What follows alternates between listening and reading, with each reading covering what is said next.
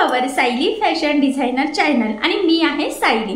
तर बघा मग आज मी तुमच्यासोबत खूप सुंदर अशी ब्लाउजची डिझाइन शेअर करणार आहे। तर ही जी काही डिझाइन आहे त्याची कटिंग आणि स्टिचिंग दोन्ही पण मी तुम्हाला अतिशय सावकाश स्टेप बाय स्टेप आणि खूप काही महत्त्वाच्या टिप्स आणि ट्रिक्स सहित सांगणार आहे, जेणेकरून हा व्हिडिओ बघून तुम्हाला अशी छानशी ट्रेंडिंग ब्लाउजची डिझाइन सहजच बनवता येईल। आणि याची पद्धत इतकी सोपी आहे की जरी तुम्ही कोणी नवीन शिकत असाल तरी सुद्धा तुम्हाला अशी डिझाइन व्हिडिओ बघून बनवणं खूपच सोपं जाईल। ठीक आहे, चला तर मग आता वेळ न घालवता आपण आपल्या आजच्या छानशा व्हिडिओला सुरुवात करूयात। आणि हा व्हिडिओ तुम्ही स्किप न करता पूर्ण नक्की बघा, जेणेकरून ही डिझाइन बघून तुम्हाला तुमच्या ब्लाउजला आणि साडीला खूपच सुंदर असा लुक येईल। चला तर मग आता छानशी न्यू स्टाईलची ट्रेंडिंग अशी ब्लाउज डिझाइन बनवायला सुरुवात करूयात। तर बघा हा आहे ब्लाउज पीस, प्लेन असा एकदम बॉटल ग्रीन कलरचा आहे आणि याचा जो काही बॅक पार्ट आहे ॲक्च्युली अस्तर आणि मेन फॅब्रिक असं दोन्हींचं आपण इथे कटिंग करून घेतलेले आहे। सो सगळ्यात आधी मी आता तुम्हाला या ब्लाउजचं मेजरमेंट कसं आणि किती आहे ते सांगते, म्हणजे तुम्हाला तुमच्या मापानुसार ह्या डिझाईनसाठी कशा पद्धतीने कटिंग, मार्किंग, स्टिचिंग करावी तर हे सगळं सहजच लक्षात यावं यासाठी। तर बघा आता हा जो काही ब्लाउज आहे तर ह्या ब्लाउजची जी काही उंची आहे तर त्यामध्ये आपण 1 इंच एक्स्ट्राचं मार्जिन ॲड केलेलं आहे। तर आता मी तुम्हाला एकदम डिटेलमध्ये सगळेच मेजरमेंट सगळ्यात आधी सांगून घेते। तर बघा मग हा जो काही बॅक पार्ट आहे तर त्या ब्लॅक पार्टची उंची आहे 13, 1 इंच मार्जिन असं टोटल आपण इथे 14 इंचाला मार्किंग केलेली आहे। त्यानंतर इथून आपण टाकलेला आहे पूर्ण शोल्डरचं निम्म शोल्डर म्हणजे 6.5 हा बोटनेक ब्लाउज आहे आणि बोटनेक आपण ट्रेंडिंग अशी डिझाइन बनवणार आहोत। आणि याची जी काही गळारुंदी आहे तर ती आपण इथे 3.5 इंच घेणार आहोत आणि 2.5 इंच आपल्याला शोल्डर इथे हवं आहे, त्यानुसार आपण संपूर्ण शोल्डर 6.5चं टाकलेलं आहे। ठीक आहे, त्यानंतर जेवढा शोल्डर घेतला तेवढा मुंडा टाकायचा असतो, त्यामुळे इथे आपण 6.5चा मुंडा घेतलेला आहे बोटनेक ब्लाउजसाठी। 1ला मार्किंग करू, बॅक साईडच्या मुंड्याचा शेप दिला, त्यानंतर छातीचा चौथा भाग अधिक 2 इंच मार्जिन असं टोटल 10ला मार्किंग करून हा बॅक पार्ट इथे कटिंग करून घेतलेला आहे। सगळ्यात आधी आता जी काही गळ्याची मार्किंग आहे तर ती आता आपल्याला इथे जो काही अस्तरचा बॅक पार्ट आहे तर त्यावर करून घ्यायची आहे। तर बघा वरून खाली 3ला मी मार्किंग केलेली आहे आणि इथे 3.5 गळारुंदीची पुन्हा आपल्याला ह्या पद्धतीने आडव्या साईडला मार्किंग 1 करून घ्यायची आहे। आणि त्यानंतर आता हा बॉक्स आपण ड्रॉ करूयात, ही आपली बेसिक स्टेप आहे। आणि नंतर वरून खाली आपल्याला मध्ये 1 ते 1.5 इंच एवढा गॅप सोडायचा असतो, तर इथे मी बघा 1.5 इंचाचा गॅप केलेला आहे आणि पुन्हा 3.5 इंच गळारुंदीची मार्किंग केली आणि खालीसुद्धा 6ला मार्किंग केलेली आहे आणि इथंसुद्धा गळारुंदीची मार्किंग करून हा बॉक्स सगळ्यात आधी आता आपल्याला इथे ड्रॉ करून घ्यायचा आहे। आता हा बॉक्स ड्रॉ झाल्यानंतर आपल्याला इथे जो काही आपला गळ्याचा आकार आहे गोलाकार वरच्या साईडला तर तो इथे ड्रॉ करून घ्यायचा आहे। आणि त्यानंतर बघा खालचा शेप आपल्याला ह्या पद्धतीने इथे स्केल ठेवलेली आहे बघा मी, आणि एक स्ट्रेट लाईन आपल्याला बघा साईड पार्टपर्यंत ड्रॉ करून घ्यायची आहे आणि त्यानंतर इथून ह्या पद्धतीने गोलाकार शेप आपल्याला इथे ड्रॉ करायचा आहे। ठीक आहे, तर ही आपली गळ्याची मार्किंग झालेली आहे। आता ही जी काही मार्किंग आहे एक्झॅक्टली यावरच आता आपल्याला इथे कटिंगसुद्धा करून घ्यायची आहे। आणि हा जो काही शेप आहे तर हा आपला मागचा गळा किती आहे त्यावर शक्यतो डिपेंड असतो। तर बघा मग सगळ्यात आधी आता आपल्याला हे जे काही गळे आहेत तर हे कटिंग करून घ्यायचे आहे। बघा तो वरचा गोल गळा मी इथे कट करते, त्यानंतर हा जो काही मधला शेप आहे तर हा आपण कटिंग करून घेऊया। तर बघा इथपर्यंत आणि त्यानंतर स्ट्रेट लाईन ह्या पद्धतीने असं कटिंग करून घ्यायचं आहे। आता हे अस्तरवर आपली परफेक्ट अशी मार्किंग आणि कटिंग झालेली आहे। आणि सगळ्यात आधी आता आपल्याला मेन फॅब्रिक आणि अस्तर इथे एकमेकाला जोडून घ्यायचं आहे। तर बघा आता आपण पिना कॅनव्हास पेपर वापरून हा गळा इथे रेडी करणार आहोत। तर बघा ब्लाउज पीस मी सरळ ठेवला आणि त्यावर आपण कटिंग केलेला अस्तरचा पार्ट इथे ठेवून घ्यायचा आहे। त्यानंतर इथे थोड्याशा पिना लावून घेऊयात, जेणेकरून आपल्याला ते स्टिच करणं सोपं जाईल आणि आपलं मार्किंग, स्टिचिंग वगैरे तिरकं वगैरे येऊ नये त्यासाठी ही स्टेप खूपच इम्पॉर्टंट आहे। तर व्यवस्थित काटोकाट ठेवून घेतलं, एक सेंटरला पिन लावलेली आहे बघा दोन्ही पण। ठीक आहे, त्यानंतर आता सगळ्यात आधी हा जो काही मधला शेप आहे इथे आपल्याला साधारणतः 1/2 इंचाचं मार्जिन ठेवत टिप मारून घ्यायची आहे। तर जसा शेप आहे तसंच एकसारखं मार्जिन येईल याची काळजी घ्यायची आहे, यावरच आपलं पूर्ण ब्लाऊजचं लूक, शेप सगळं डिपेंड आहे। हा आपला मेन शेप आहे, त्यामुळे अतिशय व्यवस्थित आणि काळजीपूर्वक आपल्याला इथे ही टिप मारून घ्यायची आहे। तर बघा आता इथपर्यंत व्यवस्थित आपण टिप मारून घेतलेली आहे। आता यानंतर काय करायचं बघा, आपल्याला हा जो काही मधला कपडा आहे ना तर तो एक्स्ट्राचा मेन फॅब्रिकचा तर तो कटिंग करून घ्यायचा आहे। तर बघा मग ह्या पद्धतीने आपल्याला फोल्ड करून छोटा कट मारायचा आहे आणि त्यानंतर मग व्यवस्थित हे मधलं सगळंच आपल्याला इथे कटिंग करून घ्यायचं आहे व्यवस्थित काळजीपूर्वक। आणि एक्स्ट्राचं कुठेही काहीही मार्जिनसुद्धा आपल्याला इथे सोडायचं नाही आहे। हा शेप तुम्ही कॅनव्हास पेपर लावूनसुद्धा करू शकता। ठीक आहे, आता यानंतर बघा ह्यामधल्या शेपला छोटे छोटे कट्स मारायचे आहे, जेणेकरून ज्यावेळेस आपण हा बॅक पार्ट सरळ करू त्यावेळेस तो व्यवस्थित फोल्ड व्हावा आणि त्याचा शेप जसा आहे तसा यावा. त्यासाठी ही स्टेप खूपच इम्पॉर्टंट आहे, तुमचा गळा कसाही असो. ठीक आहे. त्यानंतर बघा मी ह्या पद्धतीने आतमध्ये फोल्ड केलेला आहे आणि ह्या पद्धतीने आपला हा बॅक पार्ट सरळ झाला. आता आपला हा जो काही मधला शेप आहे इथे आपल्याला द्यायची आहे दाबटीप. तर व्यवस्थित दाबटीप द्यायची आहे. तुम्ही इथे आधी इस्त्रीने प्रेससुद्धा करू शकतात, पण मी डायरेक्ट करते. फक्त एवढंच आहे की दाबटीप देताना काळजी घ्यायची आहे की जो काही आपला आतला अस्तरचा कपडा आहे तर तो वरती गळ्याच्या साईडनी दिसायला नको, जेणेकरून आपलं ब्लाऊजचं आपला हा जो काही शेप आहे तर याचं लूक जायला नको. त्यासाठी ही खूपच महत्त्वाची टिप आहे. सो तुम्ही नक्की फॉलो करायची आहे. बघा तुम्ही ते बघू शकतात आपला आतला अस्तर कुठेही इथे कडेकडेने दिसत नाही आहे. सो तुम्हीसुद्धा सेम ह्याच पद्धतीने प्रॉपर फिनिशिंगसही तिथे दाबटीप देऊन घ्यायची आहे आणि परफेक्ट असा आपला हा शेप इथे रेडी झालेला आहे. बघा बघितल्यावरच लक्षातसुद्धा येते. त्यानंतर आता खालच्या साईडने मेन फॅब्रिक आणि आपलं हे जे काही अस्तर आहे तर ते आपल्याला एक सिम्पलसे कडेकडेने टीप मारून इथे जोडून घ्यायचं आहे. आणि हे जोडून झाल्यानंतर कंटिन्यू लगेच वरती आपण हे बघा या पद्धतीने संपूर्ण मेन फॅब्रिक आणि अस्तर एकमेकाला इथे जोडून घेत आहोत. कारण तुम्हाला सगळ्यांना माहीत आहे अस्तरवर आपली परफेक्ट कटिंग असते, पण ब्लाऊज पीसचा कपडा आपण थोडंसं एक्स्ट्राचं मार्जिन ठेवून इथे कटिंग करत असतो. त्यामुळेच या पद्धतीने मधला शेप रेडी झाल्यानंतर आपण अस्तर आणि ब्लाऊज पीसचा कपडा एकमेकाला जोडून घेत आहोत इथे व्यवस्थित कडेकडेने. आणि हे जोडताना जेवढं शक्य आहे तेवढं कमीत कमी मार्जिन पकडायचं आहे, कारण हे मार्जिन आपण कुठेही इथे कॅल्क्युलेट केलेलं नसतं त्यामुळे. आणि बघा मग ह्या पद्धतीने व्यवस्थित आपण इथे हे सगळ्या साईडनी जोडून घेतलेलं आहे. आता हे जोडून झाल्यानंतर जे काही आपलं मेन फॅब्रिक म्हणजे ब्लाऊज पीसचा कपडा एक्स्ट्राचा आहे तर तो इथे आपल्याला कटिंग करून घ्यायचा आहे. आणि बघा इथे तुम्ही बघू शकतात की हा प्रॉपर आपला इथे पार्ट रेडी झालेला आहे. त्यानंतर काय करायचं आहे, आता गळ्याच्या साईडनं आणि कमरेच्या साईडने आपल्याला इथे पट्ट्या लावून घ्यायच्या आहे. तर कमरेच्या साईडसाठी आपण सरळ पट्टी 1 ते 1.5 इंचाची इथे कट करून घेऊयात. आणि गळ्यासाठी आपल्याला तिरका म्हणजे स्ट्रेचेबल कपडा लागतो, जेणेकरून तो व्यवस्थित फोल्ड व्हावा आणि गळ्याचा आकार प्रॉपर असा गोलाकार यावा यासाठी. तर ह्या पद्धतीने मग 1.25 इंचाची पट्टी आपण इथे या पद्धतीने मार्किंग करून कटिंग करून घेत आहोत. लक्षात राहू द्या स्ट्रेचेबल कपडा गळ्याच्यासाठी काढायचा आहे, कमरेसाठी तुम्ही सिंपल सरळ पट्टी काढू शकता. ठीक आहे. आता बघा ही जी काही पट्टी आहे तर ही आपल्याला इथे या पद्धतीने डबल फोल्ड करायची आहे. अशी गळ्याच्या साईडने ठेवून 0.5 इंचाचं मार्जिन ठेवून इथे टीप मारून घ्यायची आहे. टीप मारताना व्यवस्थित एकसारखं सगळ्या साईडनी मार्जिन येईल याची काळजी घ्यायची, जेणेकरून गळ्याचा शेप आपला प्रॉपर असा व्यवस्थित गोलाकार यावा. यासाठी ही स्टेप खूपच इम्पॉर्टंट आहे. सो अतिशय काळजीपूर्वक मी इथे बघा ही टीप मारून घेत आहे. आता ही टीप मारून झाल्यानंतर एक्स्ट्राचं जे काही आहे ना पट्टी तर ती आपण थोडीशी इथे कटिंग करून घेऊयात आणि ह्या गळ्याला छोटे छोटे कट्स मारूयात, जेणेकरून ज्यावेळेस आपण ही पट्टी आतमध्ये फोल्ड करू तर ती प्रॉपर अशी फोल्ड व्हावी आणि त्याचा छान असा परफेक्ट फिनिशिंगसहित गोलाकार शेप यावा. त्यासाठी ही स्टेप खूप इम्पॉर्टंट आहे. आणि नंतर ह्या पद्धतीने मी थोडंसं आतमध्ये प्रेस करून घेतलेलं आहे व्यवस्थित. आणि मग इथे आपल्याला गळ्याच्या कडेकडेने द्यायची आहे दाबटीप. तर इथे सुद्धा दाबटीप देताना काळजी घ्यायची आहे की जी काही आपल्या अस्तरची पट्टी आहे तर ती वरच्या साईडने दिसणार नाही, जेणेकरून आपली गळ्याची फिनिशिंग बिघडायला नको. तर फिनिशिंगसाठीच्या ह्या छोट्या छोट्या टिप्स तुम्ही आवर्जून फॉलो करा, म्हणजे तुम्हाला सुद्धा नुसतं डिझाईन बनवणंच नाही तर ते प्रॉपर फिनिशिंगसहित कसं बनवावं तर हे सहजच लक्षात येईल. ठीक आहे. आता गळ्याचा वरचा गळा रेडी झाल्यानंतर इथे मी बघा ही कमरपट्टीसाठी पट्टी घेतलेली आहे तर ती एक्स्ट्राचं कट करून थोडीशी सेम करून घेते. आणि बघा 0.5 इंचाचं मार्जिन ठेवून आपल्याला इथे टीप मारून घ्यायची आहे, कारण की 1 इंच उंचीत मार्जिन असतं तर अर्धा शोल्डरमध्ये आणि अर्धा कमरेच्या साईडला जात असतं. त्यामुळे बरोबर एकसारखं 0.5 इंचाचं मार्जिन ठेवून ही पट्टी इथे मी जोडून घेतलेली आहे. आणि ही जोडल्यानंतर आता आपल्याला आतमध्ये फोल्ड करून घ्यायची आहे बघा ह्या पद्धतीने आणि वरच्या साईडला दाबटीप द्यायची. आता इथे सुद्धा दाबटीप देताना काळजी घ्यायची आहे की जो काही आपला अस्तरची आतली पट्टी आहे तर ती वरती दिसणार नाही, जेणेकरून आपली बॅक पार्टची ब्लाऊजची फिनिशिंग बिघडायला नको यासाठी. ठीक आहे.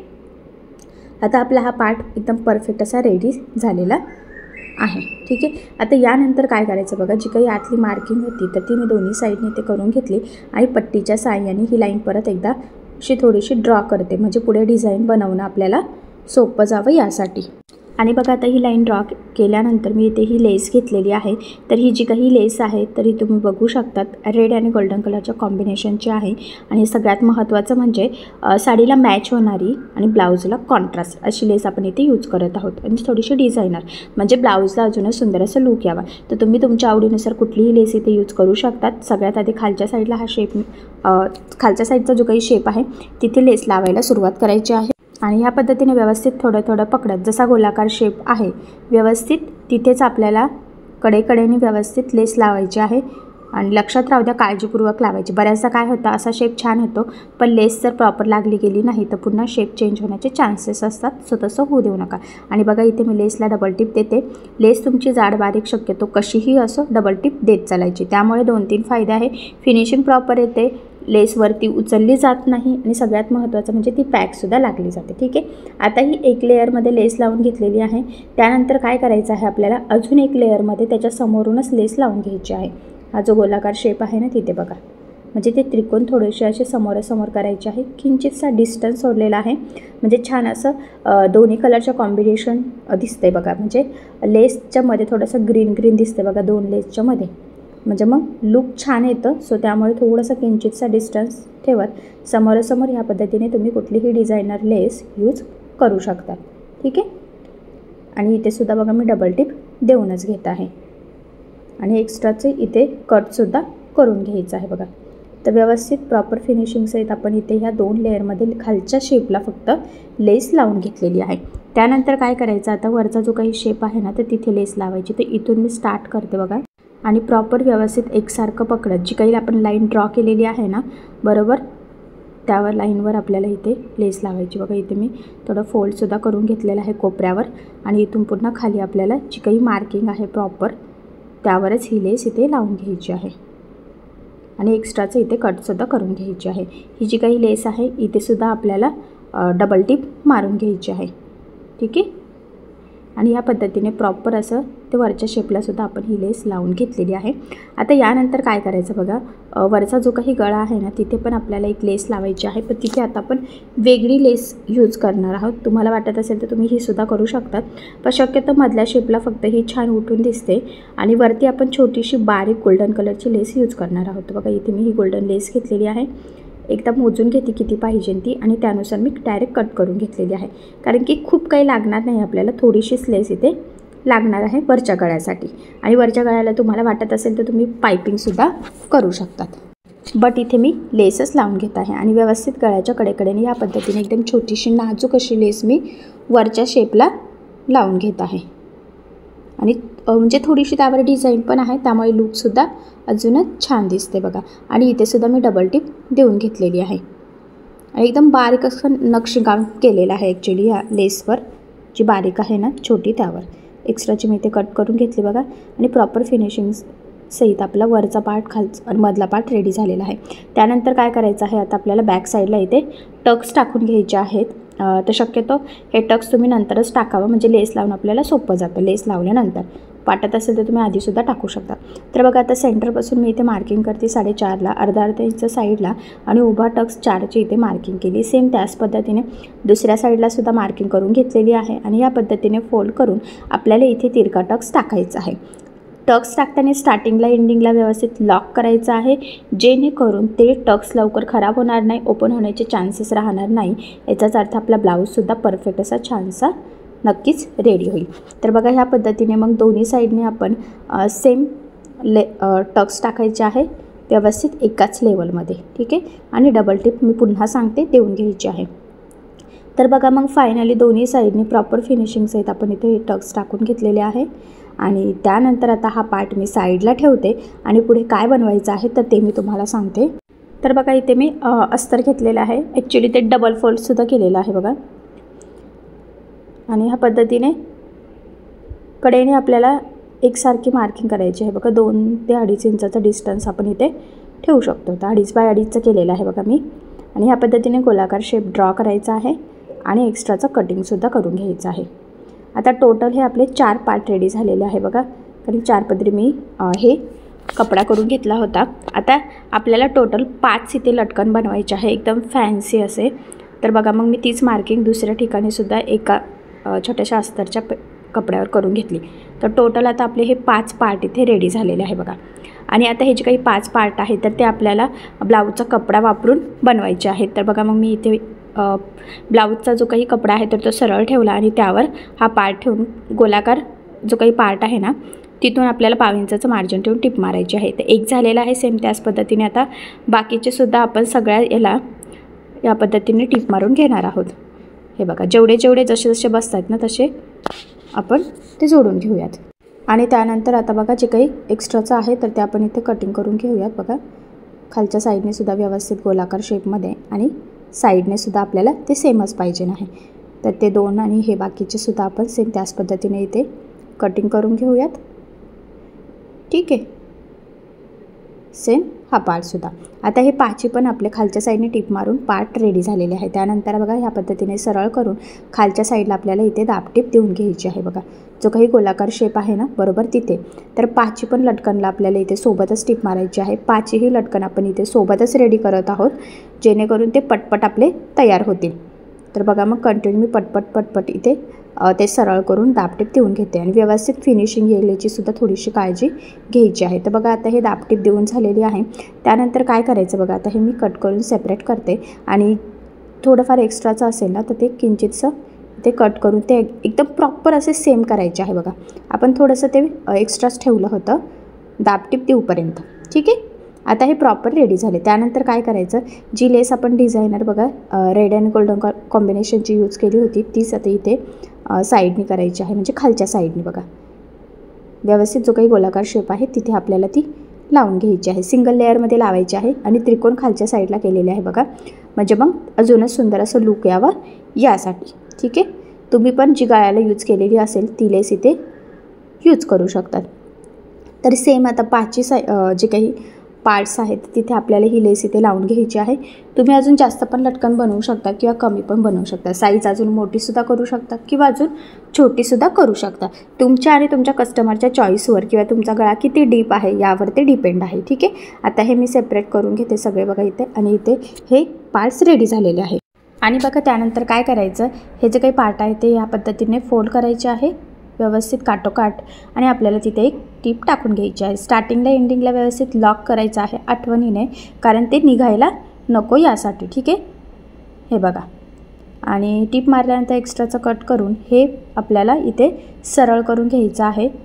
तर ते सरळ करण्याच्या आधी मी सगळ्याच याला एक टीप मारून घेते आधी म्हणजे मग सगळे सोबतच मला इथे सरळ करता येईल.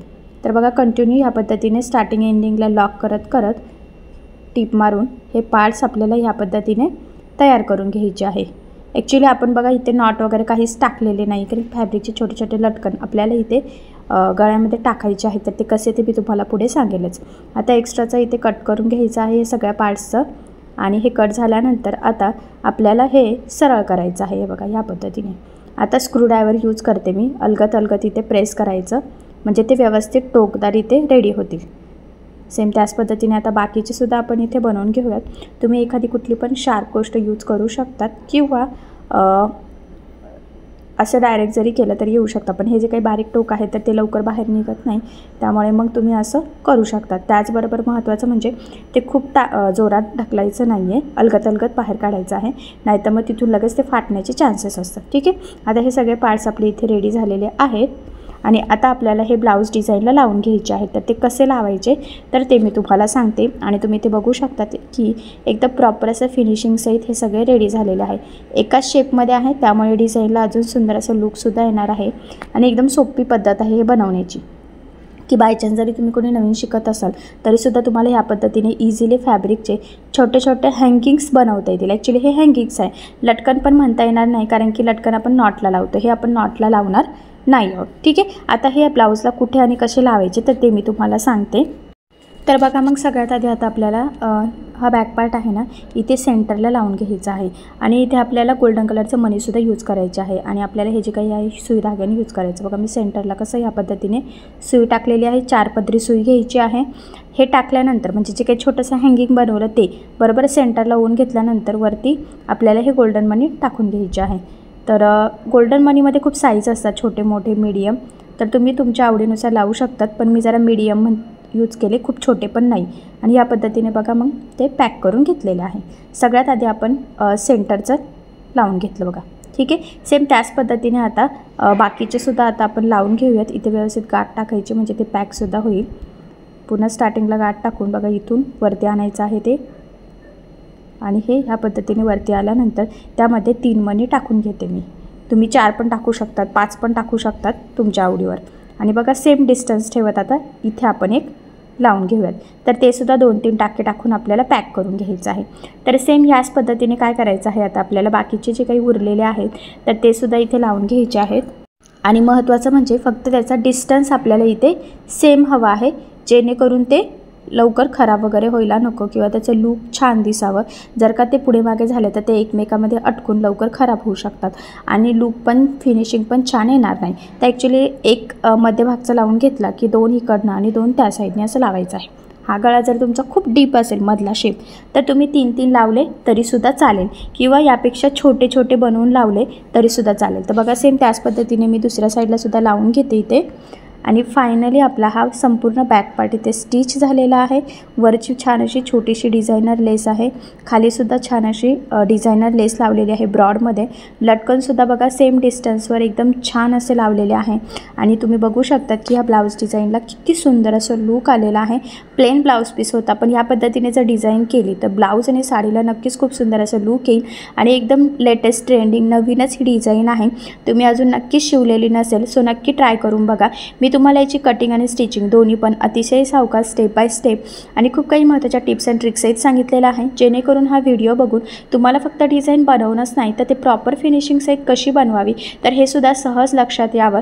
त्यासाठी मी तुम्हाला ही डिझाईन आज शेअर केली. आणि सगळ्यात महत्त्वाचं म्हणजे याची पद्धत इतकी सोपी आहे की बायचान्स जरी तुम्ही कोणी नवीन शिकत असाल तरीसुद्धा तुम्हाला ही डिझाईन सहज बनवता येईल. इतकी सोपी पद्धत आहे. आणि सगळ्यात महत्त्वाचं म्हणजे बघा कॅनव्हास पेपर वगैरे काही यूज केलेलं नाही आहे, त्यामुळे ही डिझाईन कटिंग स्टिचिंग करणं तुम्हाला सहजच जमेल.